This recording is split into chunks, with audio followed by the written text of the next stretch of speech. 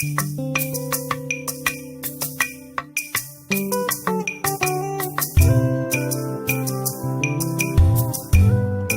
peuple de Dieu, shalom fidèles internautes, abonnés à Echo Istanbul, que Dieu vous bénisse. Ce soir nous serons énormément bénis par un homme de Dieu qui nous vient de loin. J'aimerais que ceux qui nous suivent en ce moment puissent s'asseoir dans leur canapé tranquillement. Et si tu n'es pas encore abonné dans cette chaîne Echo Istanbul, abonne-toi car ce soir ou dans cette journée, ça dépend au moment que tu nous suis, nous serons énormément bénis par un homme de Dieu qui nous vient tellement loin. Invitez les gens, ne regarde pas ces vidéos seules, ne sois pas seul s'il te plaît, invite les gens car nous serons puissamment bénis. C'est un homme de Dieu que Dieu a utilisé partout dans le monde, il nous vient de loin, il est ici là uniquement pour toi car il a un message que Dieu l'a donné et je le crois. Parce que je suis un serviteur de Dieu, je le crois et je suis sûr que ce soir, une personne sera bénie. Et sans plus tarder, nous allons recevoir notre invité du jour. Bonjour papa. Bonjour mon frère. Comment vous allez papa? Oui, je reviens par la grâce de Dieu. L'Éternel est vivant, il nous donne la vie et nous sommes là. Amen. Nous sommes énormément bénis de vous recevoir parmi nous aujourd'hui. Et comme nous savons, vous êtes un homme tellement riche en paroles. Vous avez été utilisé partout dans le monde entier. Vous avez des églises partout dans le monde entier. Et à ce que nous sachions, vous êtes responsable d'une grande communauté qui est Mission Évangélique Tabernacle de Dieu en Angola. Oui. Et ce que nous savons aussi, vous êtes visionnaire d'une église qui est Centre Char d'Israël. Oui. Et est-ce que vous pouvez nous dire encore plus par rapport à ce que nous savons déjà? Voilà, avant de prendre la parole, je vous remercie premièrement, mon bien-aimé Oracle. Oui. Et je serai ingrat si je ne remercie pas l'Éternel qui nous a donné cette opportunité. Je suis le moindre de tous les serviteurs de l'Éternel. Et cette grâce m'a été donnée pour être une bouche autorisée aujourd'hui pour parler de la part de l'Éternel. Je suis aussi reconnaissant pour la chaîne Echo Istanbul qui m'a invité en particulier. Et j'en profite aussi pour dire que je suis marié. Amen. Je suis un homme de Dieu. Amen. Responsable. Oui. Je suis marié et je suis père de plusieurs enfants. Et je suis responsable d'une église de la place comme pasteur à Luanda. Pour ceux qui me connaissent, c'est la mission évangélique Tabernacle de Dieu, le centre Char d'Israël. Voilà, je crois que le briefing sera peut-être fait d'ici là par mon frère Oracle. Pour le moment, que Dieu bénisse tous ceux qui nous suivent. Amen. Soyez attentifs à un ainsi dit l'Éternel pour ce moment. Amen. Gloire au Seigneur en tout cas.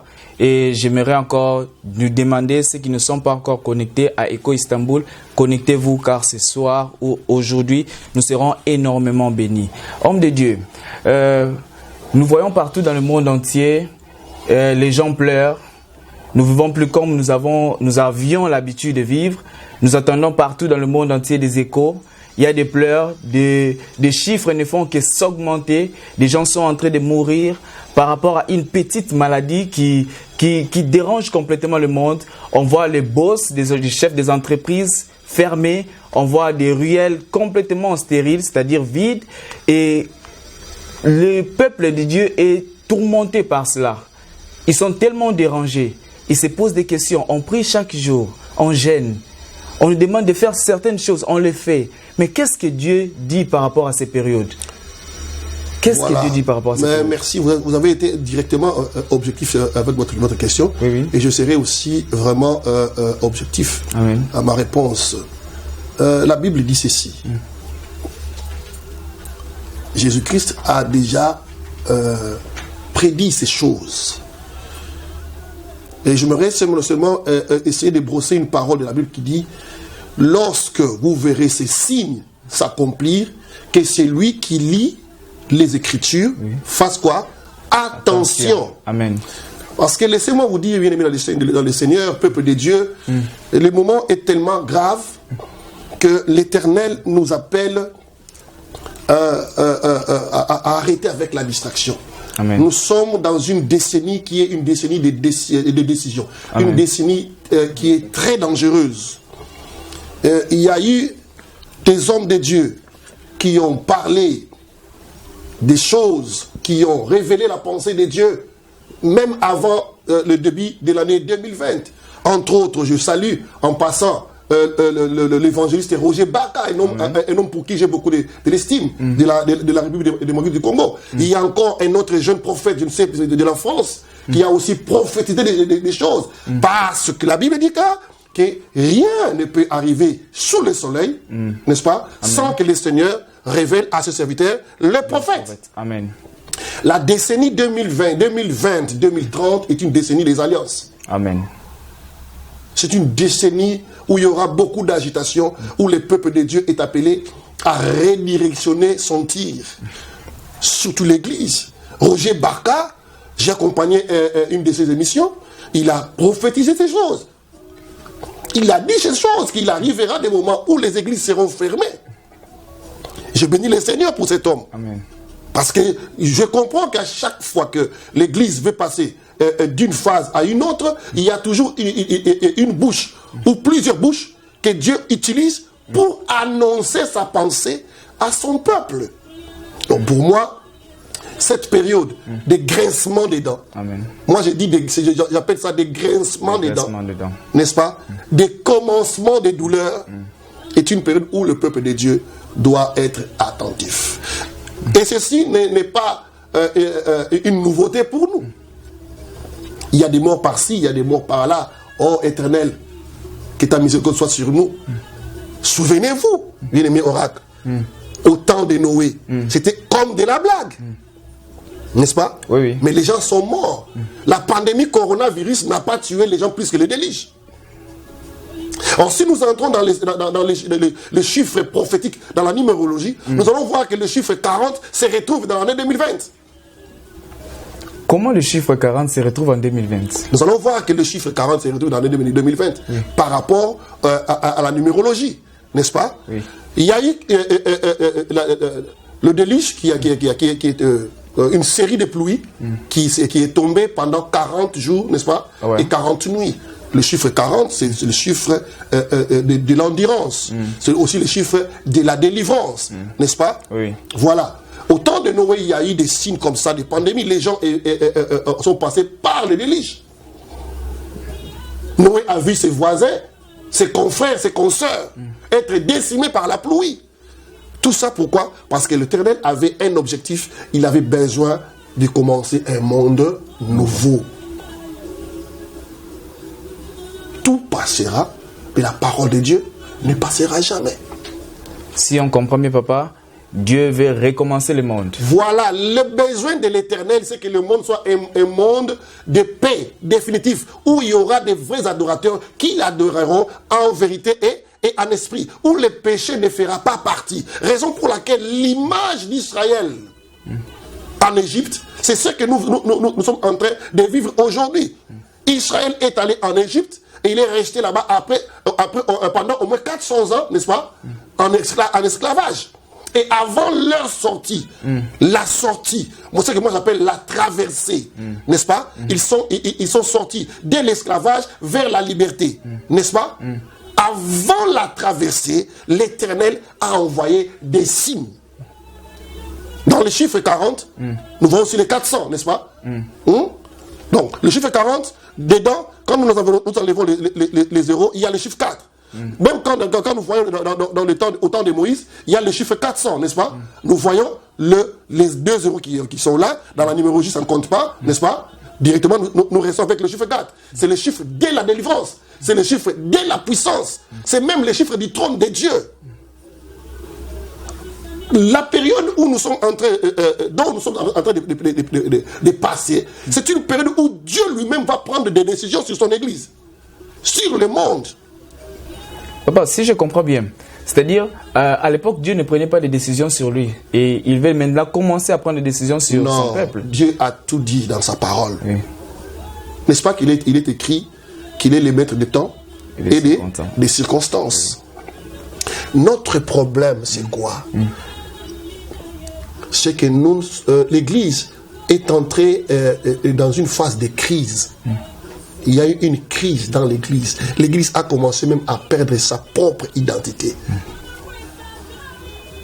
Parmi les éléments de cette crise, il y a ce que je peux appeler la prophétie de Jésus-Christ, de Matthieu chapitre 24. Lorsqu'il dit plusieurs viendront en mon nom, n'est-ce pas? Il a donné des signes. C'est ce que nous sommes en train de vivre maintenant. Bien aimé, laisse-moi te dire que dans les années 86, quand moi j'ai reçu Jésus, je ne savais pas qu'on pouvait aussi avoir des fétiches dans l'église. Étonnant. Mais oui, c'est très étonnant. Regardez ce qui est arrivé. Donc pendant la fin de l'année de 2019, pour entrer même 2020, je crois que vous avez compris, nous avons tous noté qu'il y a eu un vent, n'est-ce pas, qui a secoué l'église, par-ci, par-là. Je ne veux pas parler des gens ici. Oui.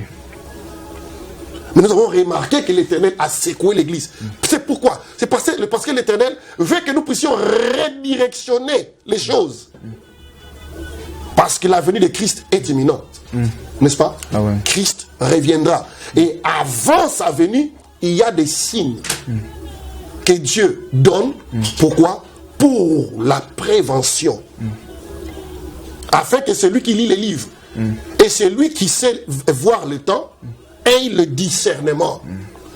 Permettez-moi pour terminer, pour vous donner le temps de parler. Au temps de Moïse, l'Éternel a utilisé Moïse par des plaies, n'est-ce pas? Il y a eu des plaies, les 10 plaies de l'Égypte. Mais Pharaon n'avait pas cédé. Jusqu'à ce que l'Éternel a dit à Moïse, je crois que c'est dans le livre de l'Exode chapitre 6. Pharaon, je l'ai endurci, maintenant je vous ferai sortir par une main puissante étendue. Dieu lui-même a opéré des choses. L'Éternel a permis qu'un esprit exterminateur, que moi j'appelle un esprit dévorateur. Par là, je veux directement toucher le point que vous parlez ici de le coronavirus, qui est un ennemi invisible, n'est-ce pas? Mais derrière cet ennemi, il y a tout un esprit derrière cette maladie. C'est un esprit exterminateur. Mais il y a un signe que Dieu a donné aux enfants d'Israël. Dieu a dit, soyez dans vos maisons. Entrez dans vos maisons. Là, je suis dans le livre d'Exode, chapitre 12. Exode, chapitre 12. N'est-ce pas? Oui. Au verset 13, on dit, le sang vous servira de quoi? Des signes. Directement, je vais vous dire que le confinement n'a pas commencé aujourd'hui. Noé a été confiné. C'est ce qui arrive aujourd'hui. Avant la sortie d'Israël de l'Égypte vers Canaan, ou bien vers la mer Rouge pour traverser, n'est-ce pas? Le peuple était dans le confinement. Ils étaient confinés, mais il y avait des orientations, n'est-ce pas, que l'Éternel avait données. Il leur avait donné un signe. Il leur a dit, chaque famille prendra un agneau, n'est-ce pas? Vous tuerez l'agneau, mais vous ne mangerez pas le sang, vous prendrez le sang, vous ferez quoi? Vous joindrez les poteaux et les lintons. Ça, je peux encore vous le confirmer dans la Bible, n'est-ce pas? Donc c'est dans le livre d'Exode, Exode, chapitre 12, que j'ai déjà dit ici, et c'est aussi dans le livre de Hébreux, chapitre 11, le verset 28, que je vais lire d'ici là. Ils ont oint leurs poteaux et leurs linteaux. C'est comme si des portes et des fenêtres, n'est-ce pas? Ils ont oint afin que lorsque l'ange exterminateur passa sur l'Égypte, qu'il n'y eut pas de mort à Goshen. C'était une manière que le Seigneur a utilisée pour épargner son peuple. Il y a tout un mystère dans ça. Donc le moment est tellement adéquat qu'il faut que le peuple de Dieu ait l'esprit de discernement. Les hommes de Dieu doivent avoir un esprit de discernement. Ok? Est-ce qu'on peut lire le livre de On peut lire, pas de problème. Pour essayer un peu de confirmer l'esprit exterminateur. Je vais lire directement le livre d'Hébreux, le chapitre 11. Hébreux 11. N'est-ce pas?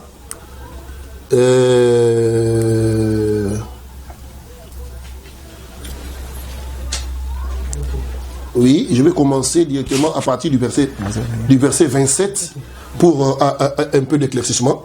Hébreux chapitre 11, verset 27 jusqu'en bas. Je vais m'arrêter.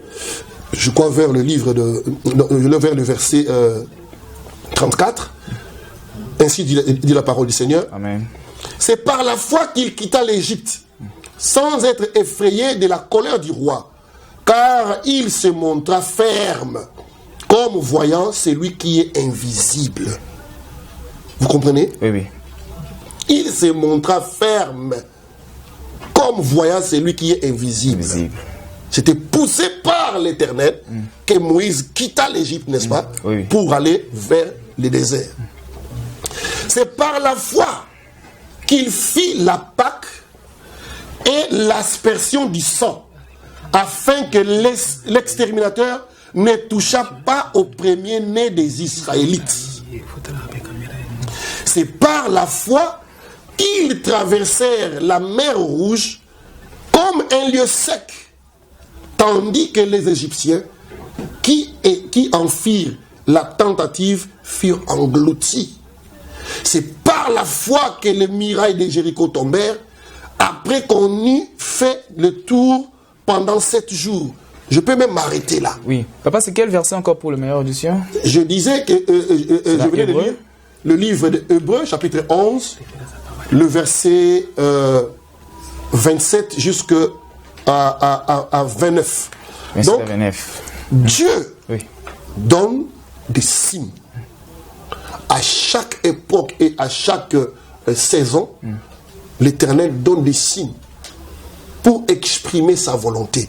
N'est-ce pas qu'il est écrit dans le livre de Job, le chapitre 33 au verset 14, Dieu parle tantôt d'une manière, tantôt d'une autre. C'est dans des moments comme ça que nous devons être attentifs à la voix et à la pensée de l'Éternel, afin que nous puissions comprendre quelle est sa volonté. N'est-ce pas? Amen. Et c'est comme ça que l'Église aura l'entendement de la chose que Dieu veut pour le moment, afin que nous puissions réagir selon sa volonté. Amen. Si Christ ne revient pas pendant cette période, alors nous allons sortir. Mais avant la sortie, pendant le confinement, j'ai parlé des signes. J'aimerais un peu m'arrêter là, essayer de m'asseoir un peu sur les signes. À quoi servent les signes? Mais la Bible dit que la nature ne vous enseigne-t-elle pas? Nous sommes dans une trajectoire. Nous sommes dans une destinée. Nos vies sont tracées. On définit l'Église comme un navire, n'est-ce pas? Amen. Je peux aussi dire que c'est comme un bus, n'est-ce pas? L'année 2020 est comme un bus. Il y a des gens qui sont montés en janvier, n'est-ce pas? Mais ils sont descendus juste vers vers février, ils sont descendus. C'est ceux-là qui sont morts. Ok? Amen. Voilà que nous sommes en train de marcher vers un objectif. Nous sommes dans une trajectoire. Même dans nos routes, nous voyons qu'il y a des signes, n'est-ce pas? Oui. Il y a des tableaux qui servent pour la prévention routière. Oui. C'est la même chose avec l'Église. C'est la même chose avec la vie chrétienne. À chaque événement, Dieu peut nous parler afin que nous puissions ou nous repentir ou redirectionner notre manière de parler, d'agir, n'est-ce pas? Oui. Ou de réagir et même de prêcher. Homme de Dieu, femme de Dieu, ou même servante de Dieu, amen, enfant de Dieu, le moment est arrivé où l'Église doit redirectionner les choses parce que dans les décennies antérieures, il y a eu des bousculades par-ci par-là, il y a eu une crise d'identité. Voilà, l'Éternel nous parle afin qu'il y ait la repentance, pour que nous puissions préparer le peuple pour la grande traversée. Les signes servent pour la prévention. Je n'ai pas parlé de l'enlèvement qui va arriver parce que je ne sais pas les jours ni l'heure. Mais néanmoins, ceci peut servir d'un signe pour notre prévention, parce que bientôt nous allons sortir. Si Israël est sorti de l'Égypte vers Canaan, parce que Canaan c'est un type de l'éternité, n'est-ce pas? L'Égypte c'est un type du monde, ok? Goshen c'est le type de l'Église, et Canaan c'est le type de l'éternité. Je crois que vous me comprenez. Oui. Donc, l'Ancien Testament est l'ombre des choses à venir du Nouveau Testament. La Bible dit à la loi et au témoignage. N'est-ce pas? Si on ne parle pas comme ça, il n'y aura pas de la lumière, il n'y aura pas de l'aurore. Donc, nous devons comprendre les signes. Par rapport aux signes que vous avez eu à élaborer, vous avez parlé que des signes de l'ancienne alliance. Est-ce que dans les Nouveaux Alliances, dans le Nouveau Testament, est-ce qu'il y a aussi des signes que vous pouvez nous parler aussi? Est-ce que il y a aussi des versets bibliques qui pourront le soutenir? Bien sûr, oui. Frère Oracle. Oui, papa. J'avais dit pendant mon intervention que il faut parler à la loi et au témoignage, n'est-ce pas? Oui. À la loi et au témoignage. N'est-ce pas? Quand nous parlons de la loi, nous voyons directement l'ancienne alliance. Oui. Ok? Quand nous parlons du témoignage, nous voyons la nouvelle alliance. Est-ce que vous me comprenez? Oui, bien sûr. Voilà, à la loi et au témoignage. Car la parole répond à la parole. N'est-ce pas? Au temps de Moïse, il y a eu ces signes du sang. Ok? Oui. Afin que cela servit de protection, comme nous l'avons évoqué tout à l'heure dans le livre de Hébreux, chapitre 11, le verset 28. Le sang vous servira de signe. Par rapport à quoi? Par rapport au passage de l'esprit exterminateur. Oh, gloire soit rendue à l'Éternel. En cette période aussi, nous pouvons aussi invoquer la puissance du sang de l'agneau. Nous pouvons aussi, je vais arriver là, nous pouvons aussi oindre nos portes et nos fenêtres et prier pour que Dieu nous protège contre cette pandémie. Nous sommes les hommes et les femmes de la foi. Mais parlant des signes de la nouvelle alliance, n'est-ce pas? Dans le livre de Matthieu chapitre 24, permettez-moi, dans le livre de Matthieu chapitre 24, Jésus-Christ dit ceci à ses disciples à partir du verset 4. Prenez garde que personne ne vous séduise, car plusieurs viendront en mon nom disant c'est moi qui suis le Christ, et ils séduiront beaucoup de gens. Vous entendrez parler de guerre et de bruit de guerre. Gardez-vous d'être troublés, car il faut que ces choses arrivent. Mais ce ne sera encore la fin. Une nation s'élèvera contre une nation, et un royaume contre un autre royaume. Il y aura en divers lieux des famines, des tremblements de terre. Oh, parlant simplement de ces signes que je viens d'évoquer, des famines et des tremblements de terre, un royaume contre un royaume, une nation contre une nation, ce sont des choses qui sont arrivées dans l'année antérieure. Oui. Dans l'année 2019, il y a eu des tremblements de terre en Italie. Dans les années passées, nous avons écouté parler du tsunami, des phénomènes qui ne sont jamais arrivés dans le monde. Si on comprend bien, ce sont des signes que l'Éternel nous montre. Ce sont des signes. Par rapport à ces signes, nous devons prendre notre positionnement prophétique. Car ton positionnement prophétique déterminera ta vision. Comment prendre sa position prophétique? Voilà. Nous allons prendre la position prophétique par rapport à Habakkuk. C'est-à-dire, chacun doit rester à son poste. Comment? Nous devons apprendre à affermir encore notre foi. N'est-ce pas? Oui. Affermir encore notre foi. Attendre la promesse. Car toute chose passera, n'est-ce pas? Oui. Mais la parole de Dieu ne passera pas. Amen. Amen. C'est pourquoi si on comprend mieux, vous savez, la pandémie peut nous faire rester à la maison. Nous pourrons rester à la maison, les bureaux ne travaillent pas, donc le marché ne fonctionne pas, mais la parole de Dieu continue à être prêchée dans le monde entier. Voilà. Et par rapport à Habakkuk aussi, Amen. Si je pourrais soutenir, Habakkuk est resté à son poste. Donc, par sa foi, comme papa vient de l'évoquer, voilà. À son poste. Et c'est ça qui a permis en sorte qu'il y ait la victoire dans leur combat. Voilà. C'est ce que je voulais dire. Donc, c'est une période où les enfants de Dieu, l'Église en particulier, n'est-ce pas, doit avoir le discernement des temps et des saisons. Amen. Christ disait ceci. Oh, mais comment arrivez-vous à comprendre que la pluie va tomber? C'est parce que le ciel s'est obscurci, n'est-ce pas? Amen. Le ciel s'est obscurci, il y a des vents, ok? Et directement, tout le monde prend ses bagages et fait quoi? Entre dans la maison, entre en confinement, parce que là dehors, il pleut. N'est-ce pas? Oui. Il a encore dit, lorsque les feuilles de figuier deviennent jaunâtres et qu'elles commencent à tomber, directement nous comprenons qu'il y a un changement des saisons. Amen. Donc l'Église, en ce net moment, est appelée à rester attentive. Amen.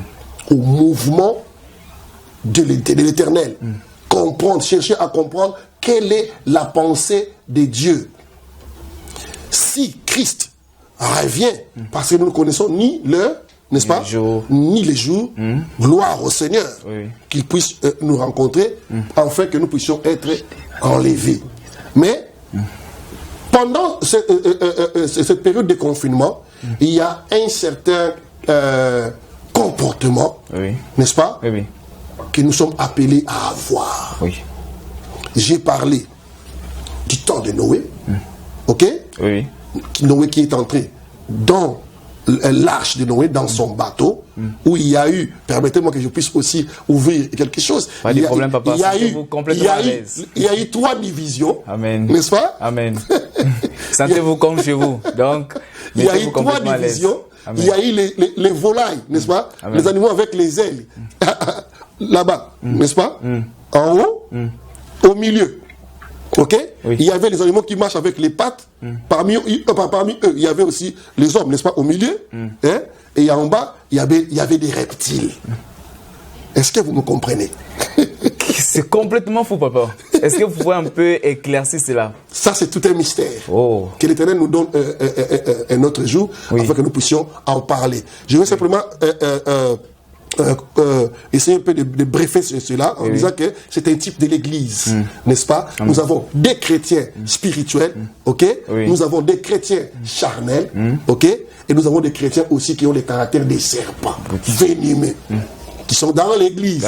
Mais Dieu les a sauvés tous, car Dieu n'aime pas la mort d'un pécheur, mais il veut que le pécheur soit converti. Amen. Amen, papa. Gloire au Seigneur. Pour toutes ces choses, papa, il y a ceux qui nous suivent, ceux qui sont connectés actuellement dans notre émission Oracle du jour, dans notre chaîne qui est suivie partout dans le monde entier, Echo Istanbul. Quelqu'un a besoin d'une petite synthèse, un message clé par rapport à notre sujet, par rapport à cette Covid-19 qui dérange dans le monde. Une personne qui est dérangée, qui nous suit en ce moment, qui est culpabilisée, ou une personne qui en ce moment est complètement atteinte de cette maladie, qui a cette maladie qui lui dérange. Et ceux qui sont dans des quarantaines, ceux qui sont à la maison, quel message clé que vous pourrez transmettre ou donner à une personne en ce moment? Merci pour cette question-là. Je venais de dire tout à l'heure qu'il y a un comportement que nous devons avoir, n'est-ce pas, pendant le confinement. J'ai essayé de parler un peu de Noé. Il est resté attentif à la pensée de l'Éternel, n'est-ce pas, jusqu'à ce qu'il y a eu l'envoi du corbeau, et puis il y a eu cette colombe qui est allée et revenue avec la feuille d'olivier. Ce n'est pas notre sujet. J'aimerais plutôt parler du temps de Moïse, où ils ont reçu la recommandation de prendre un agneau pour chaque famille, n'est-ce pas? Un agneau sans tache et sans défaut d'une année. Je vais directement briefer que c'est un type de Christ. Ok? Que Dieu nous donne encore des occasions comme ça pour en parler. Amen. Parce que dans l'ancienne alliance, ils ne pouvaient pas manger du sang. Ils ont pris du sang comme ici, ils ont mis sur les portes et les lintons. Mais le comportement que je vais dire ici, c'est quoi? En ce net moment où nous sommes en confinement, ce n'est pas le moment de rester distrait, c'est le moment de prendre l'agneau. N'est-ce pas? Amen. Qui est un type de Christ. Christ qui est la parole. C'est le moment de s'exhorter par la parole, de faire des partages bibliques, de gagner les âmes. Amen. N'est-ce pas? Et la Bible dit même que si l'agneau a une grande proportion par rapport à la famille, faites quoi? Appelez une autre famille. C'est le moment de prêcher l'évangile. C'est le moment de partager la parole. Et plus fort encore, ils n'ont pas mangé l'agneau assis. Ils mangeaient l'agneau tout en restant debout. C'est le moment de rester debout. Cela veut dire quoi? C'est le moment de rester ferme. Amen. Dans la foi. Amen. Parce qu'ils s'attendaient à quelque chose. Parce que la bouche de l'Éternel a parlé. Ok? Amen. La bouche de l'Éternel a parlé. C'est le moment que nous puissions rester debout. C'est le moment d'avoir la tunique sur le corps. La tunique qui est un type de personnalité. Amen. C'est aussi un type de témoignage. Ok? Amen. C'est aussi un type d'enseignement. C'est un type d'enseignement. Voilà. Voilà. Un type d'où le peuple de Dieu doivent rester.